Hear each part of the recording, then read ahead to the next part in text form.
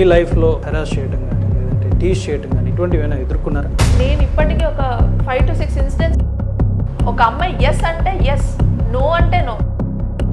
ఒకరు ఢిల్లీలో ఒక అమ్మాయి అత్యాచారం గురి కాబడింది, అది దేశం అంతా వైరల్ అవుతుంది. మరి విశాఖపట్నంలో అదే రోజు ఇంకొక అమ్మాయి అత్యాచారం అవుతుంది, పక్కటి వాళ్ళు కూడా తెలియదు.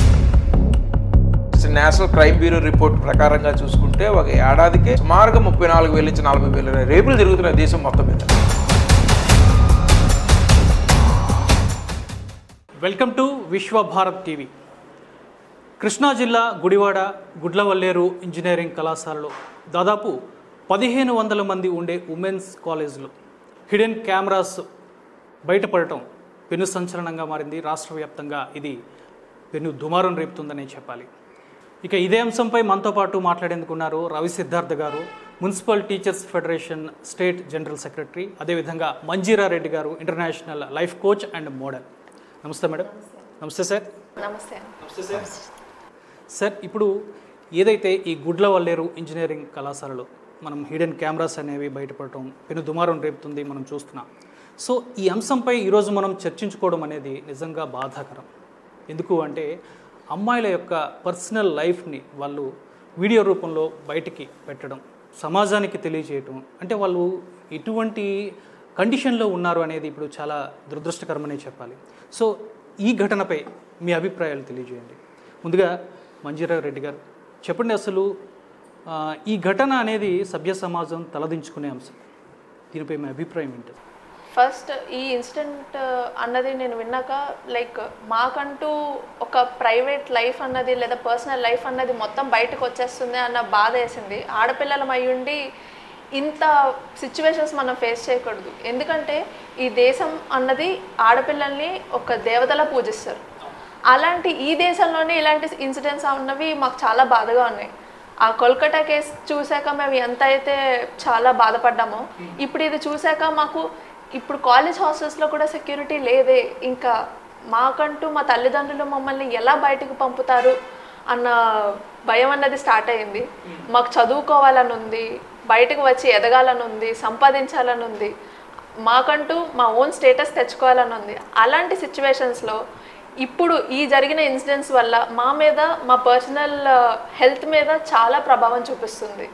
రవి సిద్ధార్థ గారు, మీరు చెప్పండి, అసలు టీచర్స్ ఫెడరేషన్లో ఉన్నారు మీరు, అసలు ఈ ఏవైతే హాస్టల్స్ ఉన్నాయో ఎస్పెషల్లీ గర్ల్స్ ఉండే హాస్టల్స్లో ఈ సీసీ కెమెరాల వ్యవస్థ అనేది అది కరెక్ట్గానే ఉందంటారా ప్రజెంట్ మన సిచ్యువేషన్లో? అంటే సీసీ కెమెరాలు అనేవి తర్వాత ఏదైనా క్రైమ్ జరిగినా లేకపోతే ఏదైనా ఇన్సిడెంట్ అయినా అది వాస్తవానికి సాక్ష్యాలు ఇవ్వడానికి లేదైనా దర్యాప్తుకి సహకరించడానికి ఉపయోగపడతాయి తప్పించి అది జరుగుతున్నటువంటి ఆ క్రైమ్ని ఆపేటటువంటి పరిస్థితి చేయదు సార్. అది విట్నెస్ ఇవ్వగలుగుతుంది ఒకటే, అంతవరకు మాత్రమే. అంటే హిడ్డెన్ కెమెరాస్ ఇప్పుడు అమ్మాయిల హాస్టల్లో పెట్టడం అనేది, ఇప్పుడు ఇది కాలేజీ క్యాంపస్లో గర్ల్స్ స్టూడెంట్ ఉన్న క్యాంపస్లో పెట్టడం అనేది అందరూ విస్తుపోయేటటువంటి సంఘటన. ఇంతకుముందు ఏదైనా షాపింగ్ మాల్స్లో అమ్మాయిలు లేడీస్ డ్రెస్ చేంజ్ చేసుకున్న రూముల్లో పెట్టారన్నటువంటి సంఘటనలు మనం లాస్ట్లో చూసాము. అది చాలామంది ఫైండ్ అవుట్ చేశారు. లాస్ట్ టైం సెంట్రల్ మినిస్టర్ ఒకసారి పట్టుకున్నారు యాక్చువల్ అలాంటి సంఘటన. ఇప్పుడు కాలేజీ గర్ల్స్ దాంట్లో ఇక్కడ మనం 2 సంఘటనలు పెట్టడానికి ప్రోత్సాహం చేసి పెట్టినది అమ్మాయే, ఐడెంటిఫై చేసింది కూడా అమ్మాయే. ఐడెంటిఫై చేసిన అమ్మాయిని అభినందించాలి. ఎందుకంటే ఇప్పుడు అందరం మనం చాలా మంచి, అంటే చాలా దారుణమైన కండిషన్లో ఉంది దేశం. ప్రపంచంలో మహిళలు భద్రత లేని ప్రదేశం చెప్పుకున్నదంటే ఇండియా అనే చెప్తుంది, ప్రపంచ గణాంకాలు చెప్తుంది. మనందరూ చాలా దురదృష్టకరమైన సంఘటన. 177 దేశాల్లో భారతదేశం 128వ స్థానంలో ఉంది మహిళ భద్రతకు వచ్చేసరికి. అందువల్ల ఏంటంటే ఆ అమ్మాయి చూడండి, ఆ కెమెరాని ట్రేస్ అవుట్ చేసి పట్టుకుంది చూడండి.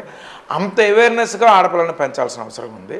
అలాగే సొసైటీలో ఇలాంటి ఇంజనీరింగ్ కాలేజ్ అంతమంది ఉన్న క్యాంపస్లో మేనేజ్మెంట్ కింద నుంచి గ్రౌండ్ స్థాయి నుంచి పిల్లలకు అవగాహన కల్పించగలగాలి.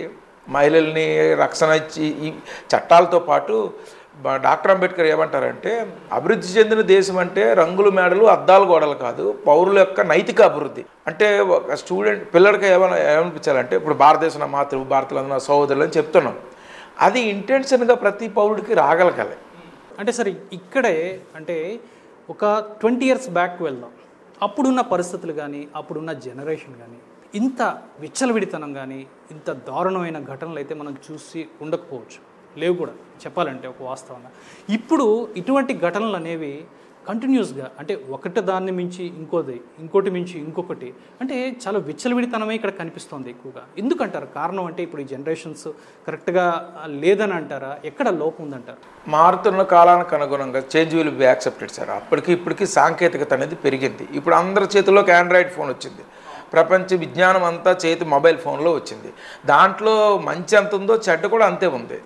దాంట్లో ఏది స్వీకరించాలి, ఏది తీసుకోవాలన్న దాని మీద ఆ పౌరుడు కానీ లేకపోతే వాళ్ళ యొక్క దీని మీద ఆధారపడి ఉంటుంది. అందులో మంచిని స్వీకరించాలి అనుకుంటే అది మంచి చేస్తుంది, చెడ్డని స్వీకరించాలంటే చెడు చేస్తుంది. అందువల్లే నేరాలు పెరుగుతున్నాయి, అట్రాసిటీలు పెరుగుతున్నాయి. అవి కంట్రోల్ అవ్వాలంటే ప్రైమరీ ఎడ్యుకేషన్ దగ్గర నుంచి ఒక మోరలైజ్డ్ సొసైటీగా ఫామ్ అవ్వాలి. అందులో తల్లిదండ్రులకి, ఉపాధ్యాయులకి, పౌర సమాజానికి, విద్యావంతులకి అందరికీ బాధ్యత ఉంది. అంటే ఎదుగుతున్నటువంటి యువత ఒక సామాజిక పౌరుడిగా ఎదగలగాలి.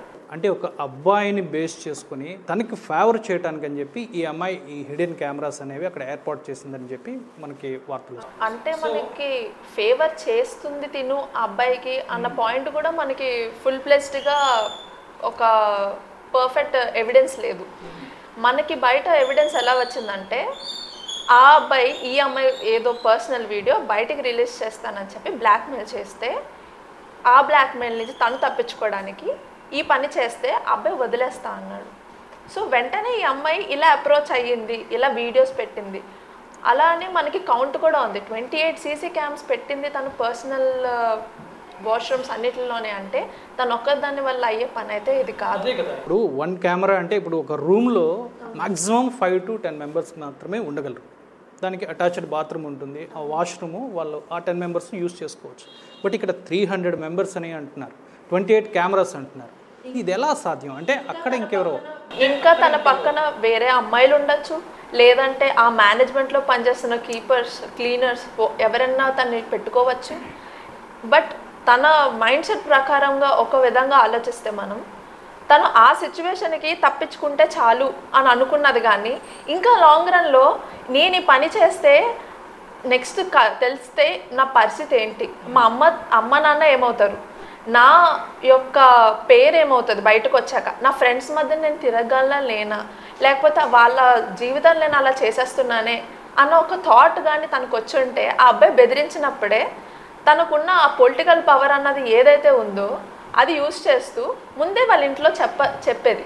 లైక్ ఈ అబ్బాయి నన్ను ఇలా బ్లాక్మెయిల్ చేస్తున్నాడు అని చెప్పాల్సి వచ్చేది. మరి ఒకవేళ తను ఈగోకే వెళ్ళిందే అనుకోండి, అంత ఈగోకి వెళ్ళాల్సి అంత ఒక సిచ్యువేషన్, ఒక ఆడపిల్లల పర్సనల్ లైఫ్ మొత్తం బయటికి తీయాల్సిన అవసరం తనకి ఉండకూడదు. ఇంత హార్ష్గా తను వెళ్ళింది అంటే ఆ లెవెల్ ఆఫ్ మైండ్ సెట్ మనకి ఎలా ఉందో చూడండి. అమ్మాయిని అక్కడ నుంచి సిచ్యువేషన్ నుంచి బయటపడేందుకు కొన్ని ప్రయత్నాలు జరుగుతున్నాయి. దానికి సంబంధించిన ఒక వీడియో కూడా మనం బయటకు వచ్చింది. ఆ వీడియోలో కూడా తన యాటిట్యూడ్ మనం అబ్జర్వ్ చేస్తే చాలా దారుణంగా ఉంది. అసలు ఏమనుకోవాలి అసలు, అంటే ఆ యాటిట్యూడ్ ఏంటి? అంటే వాళ్ళకి యాక్చువల్గా ద్వేషం అనేది ఏర్పడినా, ఒక సమూహం మీద ద్వేషం ఏర్పడినా, లేకపోతే ఒక సైకిక్ మైండ్ సెట్ వచ్చినా, లేకపోతే నేను ఒక్కదానే దొరికిపోతున్నాను, నాతో పాటు ఒక సమూహాన్ని ఏర్పాటు చేసేస్తే సరిపోతుంది అనేటువంటి యాటిట్యూడ్ వచ్చినా, లేదా అప్పుడు దాకా ఉన్న వాళ్ళ మీద వాళ్ళకి జెలసీ వచ్చినా, నాకంట వీళ్ళు మెరుగ్గా ఉన్నారు, వీళ్ళని ఏ విధంగానే సరే బయటికి తీసుకురావాలి, వీళ్ళని డిగ్రేడ్ చేయాలనే పరిస్థితి వచ్చినా, ఆ సమూహం మీద కోపం ఉన్న సైకిక్ ఒక సాడిస్ట్ మైండ్ సెట్ మైండ్లో ఏర్పడిన ఇలాంటి నాతో పాటు వాళ్ళందరినీ తీసుకెళ్ళిపోతామని ఆలోచన వస్తుందండి. చాలామంది సామూహిక క్రైమ్ చేసే పరిస్థితి ఉంటారు, వాళ్ళు ఈ యాటిట్యూడ్ ఉంటుంది. అంటే ఇప్పుడు వాళ్ళు ఇంజనీరింగ్ జాయిన్ అయింది, ఆ ఇంజనీరింగ్ పూర్తి చేసుకొని గ్రాడ్యుయేషన్తో బయటకు వచ్చి ఏదో ఉద్యోగ ప్రయత్నాలు చేసుకోవాల్సి ఉంటుంది. సో వీళ్ళు అక్కడ చదువుకోవడానికి వెళ్ళి అక్కడ చేసేవి ఇటువంటి దారుణమైన ఘటనలు. ఇటువంటి వారు బయటకు వస్తే సమాజానికి ఇంకెంత ఎఫెక్ట్ ఉంటుంది. సో ప్రభుత్వాలు అనేవి వీళ్ళ మీద చర్యలు తీసుకోవాల్సిన అవసరం ఎంతైనా ఉంది. కానీ అక్కడ చూసుకుంటే ప్రభుత్వాలు అక్కడ మేమంతా చెక్ చేసాము, అక్కడ కెమెరాస్ ఏమీ లేవని చెప్పి ఒక స్టేట్మెంట్ ఇవ్వటం, ఆ అమ్మాయికి పొలిటికల్ బ్యాక్గ్రౌండ్ ఏదో ఉంది, ఆ అమ్మాయిని సేవ్ చేసే ప్రయత్నాలు అక్కడ జరుగుతున్నాయని చెప్పి మనకు వార్తలు వస్తున్నాయి. అంటే ఇటువంటి ఈ ఘటనలు అనేవి లేదంటే ఇటువంటి మనుషుల్ని ఇక్కడే నియంత్రించగలిగితే ఫ్యూచర్లో మనకి ఇటువంటి ఘటనలు జరగక రావడానికి చాలా తక్కువ ఛాన్సెస్ ఉంటాయి.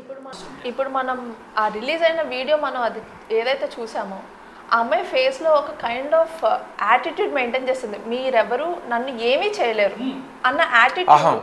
ఆ అహం అన్నది తనకున్నది. ఈ అహం అన్నది తనకి ఎక్కడి నుంచి వచ్చింది? ఒకటి వాళ్ళ పేరెంట్స్ బ్యాక్గ్రౌండ్, పొలిటికల్ బ్యాక్గ్రౌండ్లో నుంచి నేను వచ్చాను, నన్ను మా డాడీ వాళ్ళు ఎలా కాపాడతారు, నేను ఏమైనా చేసినా నేను ఎస్కేప్ అవుతాను, పర్వాలేదు, నాకు ఇంతేం జరగదు అనేటువంటి ధీమా ఉన్న వాళ్ళు కూడా ఇలాంటి పనులు చేస్తారు. అవును సార్. ఇప్పుడు ఈ అమ్మాయిని చూసుకొని మరికొంతమంది తయారవుతారు. అంటే మనం క్రైమ్ చేసినా ఏం కాదు, మనకు బ్యాక్గ్రౌండ్ ఉంటే సరిపోతుంది, అదేనా? ఆ లిబర్టీ అన్నది మనకి ఎక్కడి నుంచి వచ్చిందంటే మన లా కూడా అంతే స్ట్రిక్ట్గా పాటించి మన రూల్స్ అండ్ రెగ్యులేషన్స్ కూడా అంతే గట్టిగా ఉండుంటే ఒక భయం అన్నది ఏర్పడుతుంది ఒక మనిషిలో. ఇప్పుడు మనం రీసెంట్గా జరిగిన ఆర్జేకర్ కోల్కతా కేసు కూడా చూడండి. ఒకడు వచ్చాడు ముందుకి, తను కాదు అని అంటున్నారు, ఎందుకంటే అక్కడ ఎవిడెన్స్లోని ఒక మనిషి అని లేదు, చాలా బ్రూటల్గా ఉన్నది కాబట్టి అక్కడ ఇన్సిడెంట్. అలాంటిది ఆ మనిషి వచ్చి నన్ను చంపితే చంపేయండి, నన్ను ఏం చేసుకున్నా మీరు ఇష్టం, నేనే చేశాను ఇది. అదొక సివిక్ వాలంటీర్. ఆ టైంలో వాడు వచ్చి ఇలా ఒప్పుకుంటున్నాడు అంటే మన లాని వాడు ఎంత తక్కువ చేసి ఊహించి నన్ను ఏం చేసుకుంటే చేసుకోండి అన్న మైండ్ సెట్తో ఉన్నారు. ఇప్పుడు ఒక ఎడిక్షన్కి లోనైనోడు ఏ లెవెల్కైనా వెళ్ళి ఏం పనైనా చేయగలరు. ఈ చేంజెస్ అన్నవి ఫస్ట్ మన ఇంటి నుంచే మొదలు పెట్టాలి. చిన్నప్పటి నుంచి పిల్లలు ఎదుగుతున్న స్టేజ్ నుంచి ఇదే మైండ్ సెట్ వాళ్ళకి ఒక అవేర్నెస్, హ్యూమన్ వాల్యూస్ నేర్పించాలి. అమ్మాయికి ఎలాగైతే గుడ్ టచ్ బ్యాడ్ టచ్ అన్నది మనం నేర్పిస్తున్నామో ఒక అబ్బాయికి కూడా అదే గుడ్ టచ్ బ్యాడ్ టచ్ నేర్పించాలి. ఒక అమ్మాయి ఎస్ అంటే ఎస్, నో అంటే నో, అది అమ్మాయి అయినా అబ్బాయి అయినా ఆ డిఫరెన్సెస్ వాళ్ళకి నేర్పించాలి. అంతేగాని బై ఫోర్స్ అనేది ఇలాంటి పనులు చేయడం లేదా ఈగోకి వెళ్ళి అవుట్ ఆఫ్ కంట్రోల్ ఎమోషన్స్కి వెళ్ళి ఇలాంటి పనులు చేయకూడదు. చేస్తే దీనికి వచ్చే హార్ష్ పనిష్మెంట్స్ ఏంటో అన్నవి కూడా చూపించాలి. అది మనం ఇప్పుడున్న పవర్ని యూజ్ చేస్తూ మ్యానిపులేట్ చేసుకొని పిల్లల్ని కాపాడడానికి లేదా వాళ్ళ సెల్ఫ్ కాపాడుకోవడానికి మన లాని పక్కన పెట్టి వాళ్ళ పవర్ని మ్యానిపులేట్ చేస్తున్నారు. ఇలా చేస్తున్నప్పుడు ఏ పిల్లలైనా అదే రూలింగ్ పవర్లో ఉన్నా, పొలిటికల్ పవర్లో ఉన్నా లేదా బిగ్ షాట్స్ ఎవరున్నా మేము ఇంతే అన్న లెవెల్లో ఉంటారు, కానీ ఎవరిలో కూడా మార్పు రాదు. క్రైమ్ రేట్ పెరగడానికి అది కూడా కారణం. అంటే మేము ఏమైనా చేసినా సరే ఈజీగా ఎస్కేప్ అవ్వచ్చు, లేకపోతే ఇది అవ్వచ్చు అంటే ఈ ఇన్సిడెంట్ గురించి అది కాకపోయినా ఓవరాల్గా 177 కంట్రీస్లో ఇండియా 128లో ఉండడానికి గల కారణం కూడా అది. అంటే ఫస్ట్ నుంచి కూడా ఇక్కడ గ్రౌండ్లో చట్టం మీద చాలామందికి అవగాహన కూడా ఉండదు. చాలామందిని ఇప్పుడు క్రైమ్ చేసిన వాళ్ళు, ఇప్పుడు నిర్భయ కేసులో ఉన్న వాళ్ళకి అయిపోతే ఎలాంటి చట్టం వస్తుంది, మేము లైఫ్ అంతా జైల్లో ఉండే పరిస్థితి వస్తుంది, మేము పోలీసు ఎలాగైనా పట్టుకుంటారు అనేటువంటి ఇంత చట్టం మీద అవగాహన లేకపోవడం కూడా కారణం. అంటే ఇప్పుడు ప్రభుత్వాలు ఎటువంటి యాక్షన్ తీసుకుండాలి అంటారు? ప్రభుత్వాలు ఈ ఎట్టి పరిస్థితుల్లోనూ కాలేజీ క్యాంపస్ల్లో విద్యార్థులకి ఒక మారలైజ్డ్ సొసైటీగా ఏర్పడడానికి కావాల్సినటువంటి సామాజిక విద్య ఉంటుంది, అది అందువల్ల. అంటే పౌరుడు సామాజిక బాధ్యత కలిగినట్లుగా తయారు చేసేట్లు కూడా చేయాలి. వాళ్ళని యంత్రంలా తయారు చేస్తుండే పరిస్థితులు కూడా వాళ్ళ దృక్పథం ఏ విధంగా ఉందా అనేది కూడా బ్యారేజ్ చేసుకొని చూసుకోగలగాలి. అలా చేసినప్పుడు మాత్రమే ఆగుతాయి చట్టాలు. ఇవన్నీ బ్రేక్ స్పీడ్ బ్రేకర్ లాగా. మనకి ఏమైనా మీరు తప్పు చేస్తే ఇది మీకు శిక్ష ఉంటుంది అనేది స్పీడ్ బ్రేకర్ లాంటిది. తప్పు చేయకుండానే ఒక ఆలోచించగలిగేటట్టుగా పౌరుడిగా తయారు చేయగలగాలి. దాని బాధ్యత ప్రభుత్వందే. మూల పరిష్కారం కూడా అక్కడే ఉంది. అది తగ్గుతుంది. ఇప్పుడు పేరెంట్స్ కూడా ఎలా ఉన్నారంటే ఫీజు కట్టేసామా అయిపోయింది, రాత్రి 11 గంటల వరకు 12 గంటల వరకు ఆయన మొబైల్ తీసుకుంటాడు, ఈవిడ మొబైల్ తీసుకుంటుంది. పిల్లోడు ఏం చేస్తున్నాడు, అమ్మాయి ఏం చేస్తుంది, వాళ్ళు మొబైల్లో రాత్రి క్లాస్ రూమ్ చూసుకుంటున్నారా లేకపోతే ఏం చూసుకుంటున్నారు, ఎటు వెళ్తున్నారు?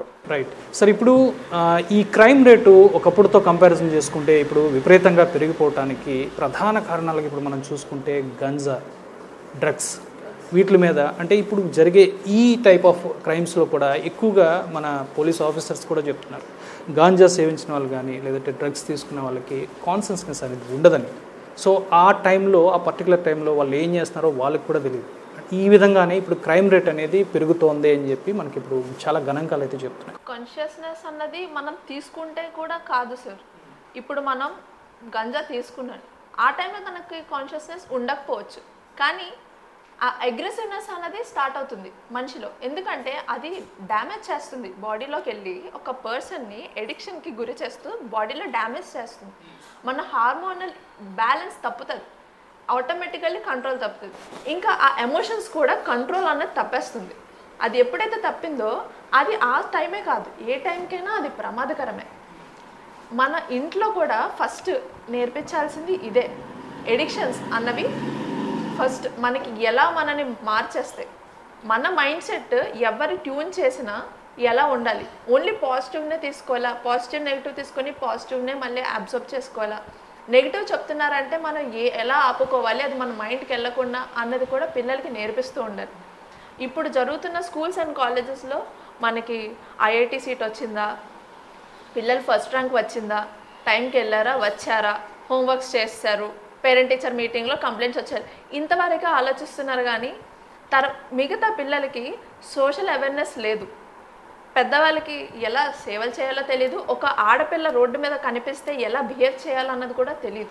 అంటే ఒక గర్ల్గా మీరు చెప్పండి, మీరు మీ లైఫ్లో ఇటువంటి ఇన్సిడెంట్స్ అంటే ఏదైనా హెరాస్ చేయటం కానీ లేదంటే టీచ్ చేయటం కానీ ఇటువంటివి ఏమైనా ఎదుర్కొన్నారా? ఎదుర్కొన్నానండి. నాకైతే నేను ఇప్పటికీ ఒక 5 to 6 ఇన్సిడెంట్స్ అయితే నేను చాలానే ఎదుర్కొన్నా.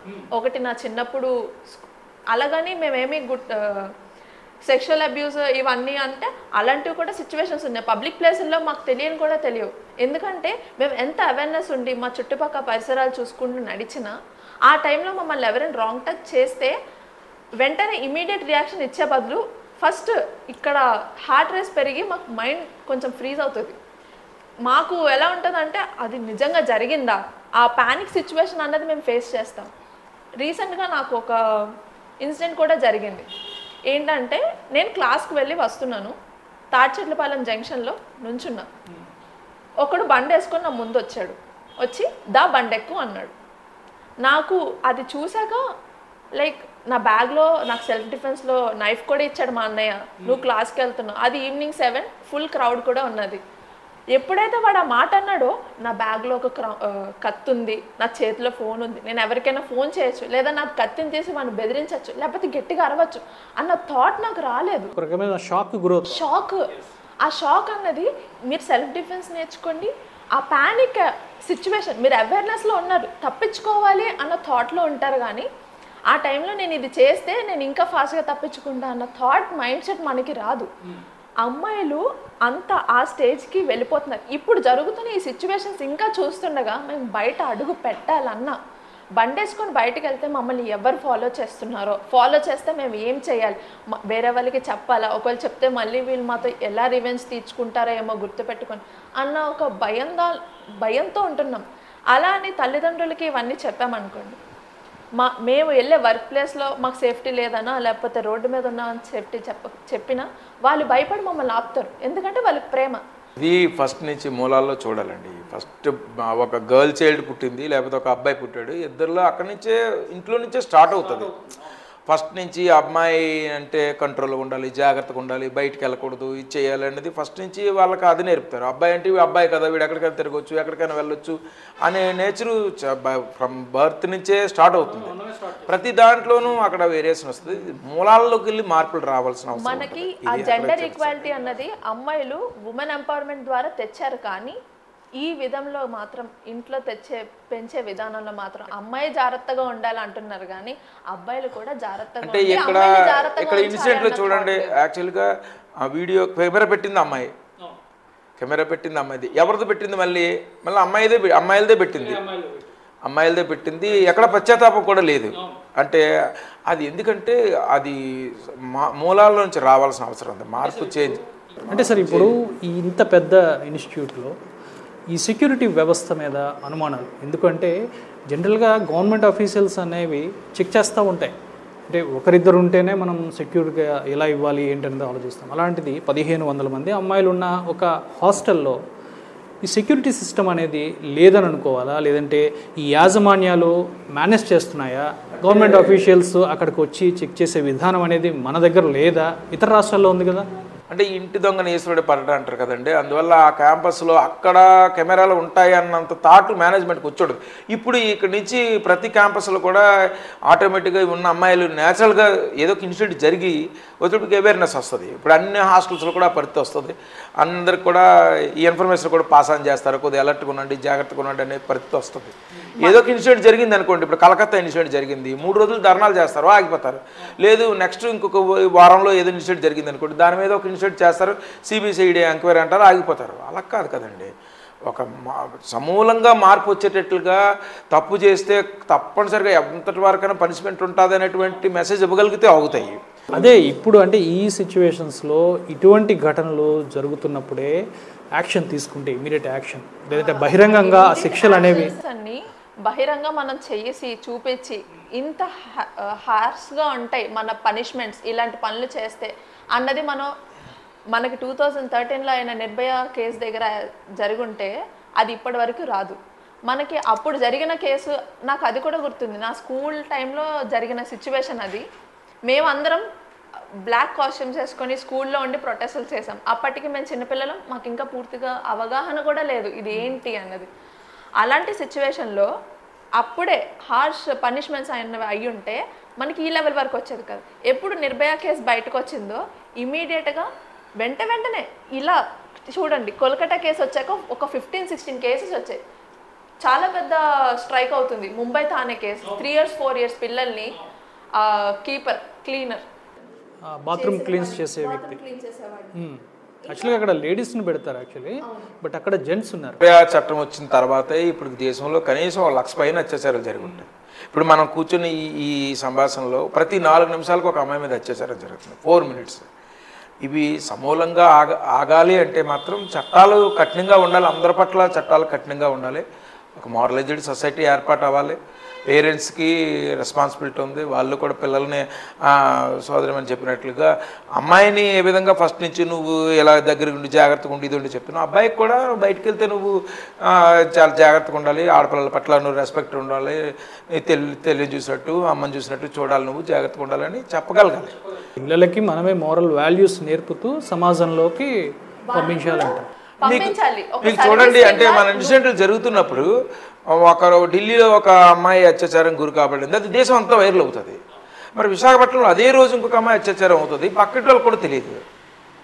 వాళ్ళు పోలీస్ స్టేషన్కి వెళ్ళి ఫిర్యాదు ఇస్తే అప్లికేషన్ కూడా తీసుకోలేని, కంప్లైంట్ పేపర్ కూడా తీసుకోలేని పరిస్థితుల్లో ఉంటారు. మరి 2 అట్రాసిటీలే, 2 రేపులే. మరి ఒక ఇన్సిడెంట్ నేషనల్ వైడ్గా ఎందుకు ఎక్స్పోజర్ వస్తుంది? అంటే నిర్భయ కేసు తర్వాత కలకత్తాలో చేసే జరిగిందా? మధ్యలో అత్యాచారాలు ఏవి జరగలేదా? ఒక ఏడాదికి మామూలుగా నేషనల్ క్రైమ్ బ్యూరో రిపోర్ట్ ప్రకారంగా చూసుకుంటే ఒక ఏడాదికి సుమారుగా 34,000 నుంచి 40,000 రేపులు జరుగుతున్నాయి దేశం మొత్తం మీద. ప్రతి 4 minutesకి ఒక అత్యాచారం జరుగుతుందని చెప్తున్నారు. అంటే ఇది వ్యవస్థలో ఆటోమేటిక్ గ్రౌండ్ లెవెల్లో మార్పు రావాల్సిన అవసరం అయితే ఉంది. దానికి మిగతా దేశాలకి ఇండియాకి డిఫరెన్స్ అంటే అక్కడ పౌర సమాజం ఉంటుంది.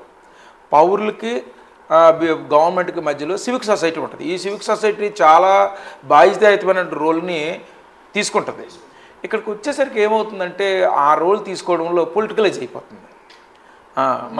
మంత్రి గారి కొడుకు అత్యాచారం చేసిన దాంట్లో ఉన్నారంటే పొలిటీషియన్స్ ఎప్పుడైతే ఇలాంటి సిచ్యువేషన్స్లో ఇన్వాల్వ్ అవుతున్నారో ఆ జస్టిస్ అన్నది ఎప్పటికీ రాదు. ఎందుకంటే అక్కడ పవర్ మ్యానిపులేట్ చేస్తున్నారు. వాళ్ళకున్న ఆ రూలింగ్ పవర్ అన్నది పట్టుకొని మా పిల్లల్ని మేము కాపాడుతాం అన్న థాట్లో ఉంటున్నారు. కానీ అయ్యో నా పిల్లల వల్ల ఇంకో మనిషి అన్యాయం అయిపోతున్నదే, ఇంకో కుటుంబం అన్యాయం అయిపోతుంది అన్న థాట్ కూడా ఎవరికి రావట్లేదు. ఎందుకు? మన లా కూడా అంతేలా ఉంది. సో కాలేజ్ మేనేజ్మెంట్స్ అంటే ఇటువంటి ఇన్సిడెంట్స్ జరగకుండా ఉండాలంటే ఇటువంటి జాగ్రత్తలు అనేవి తీసుకోవాలంటారు. వాస్తవంగా ఎంత ఎక్కువ స్ట్రెంత్ ఉన్న ఇన్స్టిట్యూట్స్ కదండి, వాటిలో ఆటోమేటిక్గా కాలేజీల్లో క్యాంపస్లో ఎట్లా ఏం చేస్తారంటే హౌస్ ఆఫీసర్లు వేస్తారు. అంటే ఎంత ఎక్కువ స్ట్రెంత్, ఈ 100 మెంబర్స్కి ఒక టీచర్ని ఎవరిని పెట్టి ఆయన హౌస్ ఆఫీసర్ అంటారు. వాళ్ళతో ఈ అకాడమిక్ మానిటరింగ్తో పాటు వాళ్ళ యొక్క యాటిట్యూడ్ మానిటరింగ్ కూడా జరపాలి. అది నెలక 2 నెలక 3 నెలలకు ఒకసారి ఎలా అమ్మాయిలు ఉన్నారు, ఇందులో వీళ్ళు ఎడ్యుకేషన్తో పాటు అదర్ యాక్టివిటీస్లో ఎలా ఉన్నారు, ఆ ఇన్ఫర్మేషన్ కూడా అండర్ గ్రౌండ్ ఏదో మనం బ్యాక్ సైడ్ నుంచి ఎంక్వైరీలకు తీసుకోగలగాలి. ఎవరైతే సిస్టమ్కి లేకపోతే క్యాంపస్ పరువు మర్యాదలు లేకపోతే సిస్టమ్ కొంచెం దూరంగా బయటికి వెళ్ళిపోయే పరిస్థితులు ఎవరైతే ఉన్నారో వాళ్ళని టార్గెట్ చేయాలి. వాళ్ళకి ఎప్పటికప్పుడు కౌన్సిలింగ్లు కండక్ట్ చేయాలి. ఇదిగో మీ యాటిట్యూడ్లో చిన్న తేడా వస్తుంది, మాకు ఇన్ఫర్మేషన్ వస్తుంది, ఎలాగైతే మంచిది కాదని మైక్రో లెవెల్ అబ్జర్వేషన్ జరుగుతుండాలి. అది ఏదో ఇప్పుడు ఇన్స్టిట్యూట్ కానీ పేరెంట్స్ కానీ ఎవరంటే ఎంతైనా అకాడమిక్ మానిటరింగ్గా చేస్తున్నారు. ఎలా చదువుతున్నారు, మార్కులు ఎలాగ వస్తున్నాయి, ఇది ఎలాగ వస్తుందని. అలా కాదు, వాళ్ళ బిహేవియర్ కూడా ఎలా ఉంది, వాళ్ళ యాటిట్యూడ్ కూడా ఎలాగ ఉందని జరపాలి.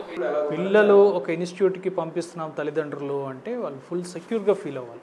అంటే ఆ విధంగా అక్కడ సిస్టమ్ అనేది మారాలంటారు. ఇప్పుడు కొన్ని చోట్ల అవి ఏవైతే ఉన్నాయో ఆ తనిఖీలు అనేవి కొన్ని గవర్నమెంట్లు అంటే ఇతర స్టేట్స్లో చూసుకుంటే అవి జరుగుతూ ఉంటాయి. ఇక్కడ మాత్రం మనకి ఆ వ్యవస్థ లోపం అనే చెప్పాలి. సో ఇక్కడ మనకి మారాల్సిన పరిణామాలు అది జరపాలండి. ఇలాంటివి ఉదాహరణలుగా మనకి కళ్ళ ముందే కనిపిస్తున్నప్పుడు వీటి నుంచి వీటిని లెసన్స్ తీసుకొని ఆడపిల్లలనే అమ్మాయిలు గర్ల్స్ క్యాంపస్లోనే కాదు, ఈవెన్ బాయ్స్ క్యాంపస్లో కూడా ఇవి చేయాలి. మేనేజ్మెంట్ అంతమంది ఉన్నారు అనే ఓన్లీ అకాడమిక్ ఆగిపోకుండా మిగతా అంశాల్లో కూడా రివ్యూ జరుగుతుండాలి. రివ్యూ జరిపి ఏమాత్రం ఇబ్బందికరంగా క్యాంపస్కి ఇబ్బందికరంగా పెట్టే వాళ్ళని పర్సనల్ కౌన్సిలింగ్ చేస్తుండాలి. జాగ్రత్తగా ఉండాలి, అలర్ట్గానే ఉండాలి. అలా ఉన్నప్పుడు ఇలాంటి సంఘటనలు జరగకుండా ఆగుతాయి. అలాగే పబ్లిక్తో పాటు స్టూడెంట్స్కి మిగతా వాళ్ళందరూ కూడా తప్పు చేసిన వాళ్ళు తప్పనిసరిగా శిక్ష అనుభవిస్తారు. వెంటనే కాలేజ్ నుంచి పంపించడంతో పాటు మేము యాక్షన్ తీసేసుకున్నాం అనేది సరిపోదు. అది అలాంటివి రైట్ లెసన్ ఇచ్చినట్టు కాదు. వాళ్ళు కఠినంగా శిక్షించబడతారు అనే మెసేజ్ సొసైటీకి ఇవ్వాలి, ఇన్స్టిట్యూట్స్ కూడా ఇవ్వాలి. అక్కడ సిచ్యువేషన్ చూసుకుంటే అది క్రియేట్ అవుతున్నట్టే మనకు అనుమానాలు ఉన్నాయి. ఎందుకంటే ఇమ్మీడియట్గా ట్యాప్స్ రీప్లేస్ చేయడం కానివ్వండి, షవర్స్ రీప్లేస్ చేయడం కానివ్వండి చూసుకుంటే కొంత అక్కడ ఉండే ఎవిడెన్స్ని కూడా మాఫీ చేసే ప్రయత్నాలు జరుగుతున్నాయని చెప్పి మనం అనుమానించాల్సి. అది రాంగ్ సంకేతం వెళ్తుంది. వాస్తవంగా అలాంటి సంఘటనలు జరగడం ద్వారా ఏదో సాక్ష్యం లేకుండా చేయడం కోసం లేకపోతే ఏది జరగలేదు అనేదాన్ని ఇవ్వడం ద్వారా మిగతా వాళ్ళకి రాంగ్ సంకేతం వెళ్తుంది. మంచిది కాదు ఇది. ఒక మంచిది ఏమైందంటే ఒక అమ్మాయి దాన్ని ఐడెంటిఫై చేసింది చూడండి, అవేర్నెస్తో. ఇక్కడ ఏదో ఆ షవర్ క్యాప్లో మనకి తప్పు ఉందే, ఏదో అవుతుంది అన్నది ఒక ఐడెంటిఫికేషన్, తన అవేర్నెస్ అన్నది చాలా బాగుంది. ఇప్పుడు మనం ఇలాంటి సిచ్యువేషన్స్ ఇక్కడ షవర్ దగ్గర అవ్వచ్చు, ట్రయల్ రూమ్స్లో క్యామ్ అవ్వచ్చు, మిగతా ప్లేస్లో ఎక్కడ క్యాంప్ పెడతారో కూడా మనకు తెలియదు, ఏ టేపింగ్ చేస్తారో కూడా మనకు తెలియదు. ఒక అమ్మాయిగా నేనైనా వేరే వాళ్ళకైనా చెప్పేది ఒకటే, ఏ పరిసరాల్లో వెళ్ళినా మీ చుట్టుపక్కల బయట ఉన్న క్యాంప్స్ ఉంటాయి లేదా కాదు, చుట్టుపక్కల మనుషుల్ని చూసుకోవాలి. అలానే చుట్టుపక్కల మీరు క్లోజ్డ్ రూమ్లో ఉన్నప్పుడు క్యాంప్స్ ఉన్నాయా లేవా, ఒక జనరల్ చెక్ అన్నది మీరు చేసుకుంటే మిమ్మల్ని మీరు కాపాడుకుంటున్నట్టు, లేదా ముందు ఏదైనా జరిగిన దగ్గర వాళ్ళని కూడా కాపాడుతున్నట్టే.